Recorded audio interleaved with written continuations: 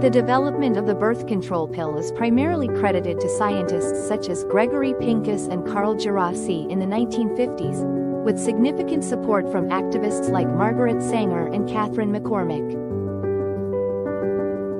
It's important to acknowledge that the early 20th century birth control movement did intersect with eugenic ideologies, which were also adopted by the Nazis.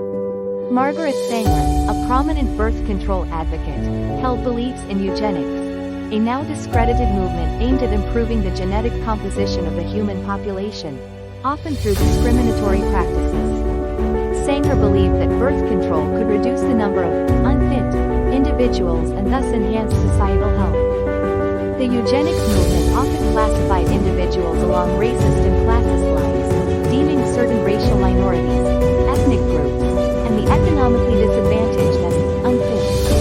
This ideology influenced some early birth control initiatives, intertwining them with efforts to control the reproduction of these marginalized groups. Furthermore, during the Nazi era, unethical medical experiments were conducted, including those related to sterilization and reproductive control. For example, hormones used by the Nazis in experiments to sterilize Jewish prisoners were later found in certain estrogenic birth control pills. These hormones were reported to have produced unusually low IQs in the offspring of concentration camp inmates subjected to them.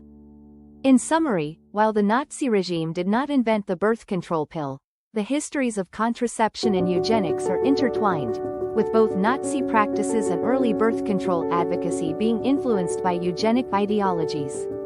This complex history underscores the importance of ethical considerations in medical and scientific advancements.